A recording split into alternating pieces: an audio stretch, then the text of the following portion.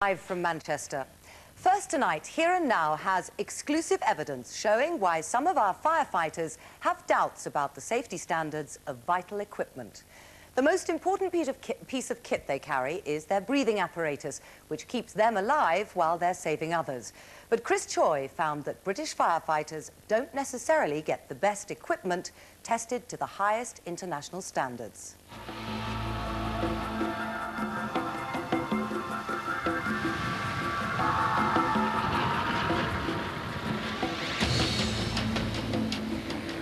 This place is used to simulate one of the most terrifying challenges faced by any firefighter. It happens when intense heat from a blaze causes gas to rise to the ceiling. At that point, the temperature rises dramatically, up to 1,000 degrees centigrade. They call it a flashover. It's like an unknown enemy. It's just hiding behind a door or a window. It could just pounce any time. These are the fires professionals dread.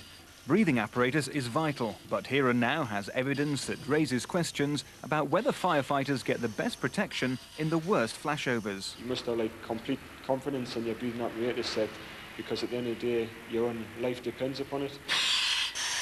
You can only hold your breath for so long, and if the equipment breaks down, then we are in a no-hope situation. The aftermath of a flashover in Tyne and Wear. A family of 7 was rescued. The fire gave vital clues on how breathing apparatus can be affected by such intense flames.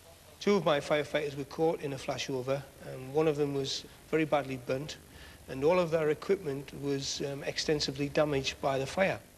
This equipment helped save their lives, but the lap strap on one of the breathing apparatus kits burnt through. The damage raised doubts.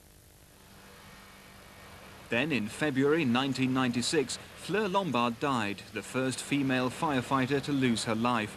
She was killed by the intense heat of a flashover at a Bristol supermarket. But the report into her death also says the evidence suggests that the respiratory protection of the breathing apparatus failed in the prevailing temperatures, causing flame and hot gases to be inhaled. Only days earlier in Gwent, South Wales, 2 part-time firemen, Kevin Lane and Steve Griffin, were killed. In Wales, they died of smoke inhalation, which meant that the masks had come off the firefighter's face. In the Avon incident, that set equally came off because Fleur Lombard had bad burns to her mouth and respiratory system. So in all 3 cases, the sets did not protect the firefighters as we would expect them to. In those cases, the sets had passed British regulations, now part of a Europe-wide standard, which includes a check on flammability. But some say that omits one crucial test.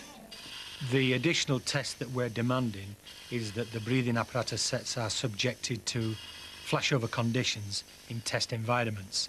So what we're looking for is the additional test that they have in America, which subjects their breathing apparatus to this flashover test. This video, obtained by Here and Now, shows what's being called for. Never made public before, it records UK breathing apparatus in an American flashover test. It's heated in an oven, then engulfed in flame for 10 seconds. To pass, kits must burn no longer than 2.2 seconds after the flamer is switched off. The tape shows continued burning. The flames on the bottom right are from accessories, not the breathing kit. What's important is that the fire takes hold elsewhere. In the end, it has to be extinguished. The manufacturer declined to comment. The second kit went through the same thing.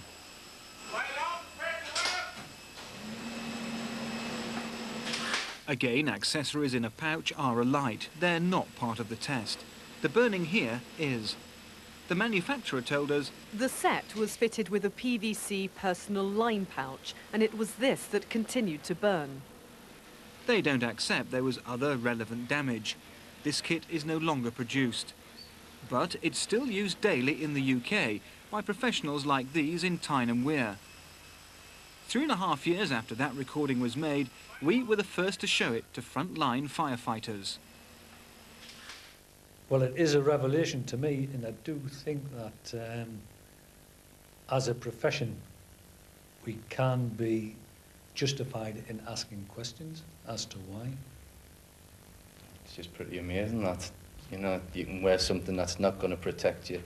I mean, there's obviously extremes where it's going to be too hot for anything, but that's the reasonable temperature for a fire to reach. So you think it would be able to cope with it. To find out how well our firefighters are protected, we've called every brigade in the country.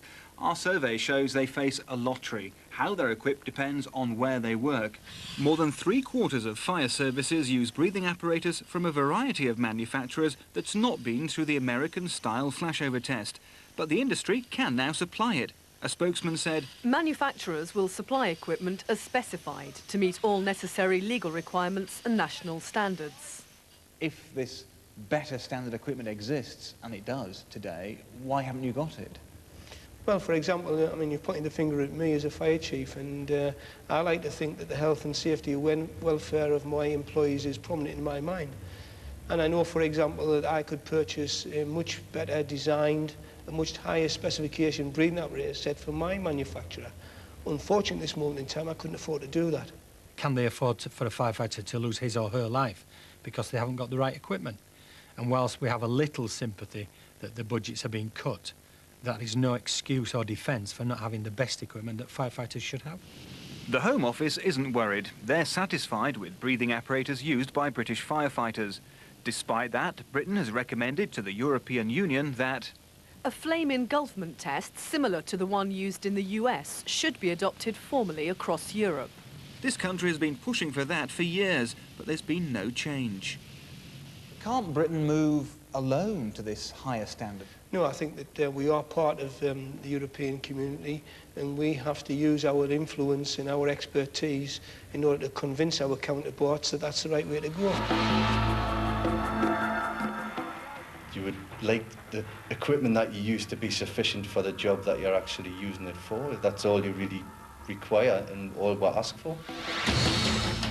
If the equipment is available to meet those higher standards, then not to supply to the British Fire Service would be in effect treating the British Fire Service as second-class citizens. Real is the threat to them?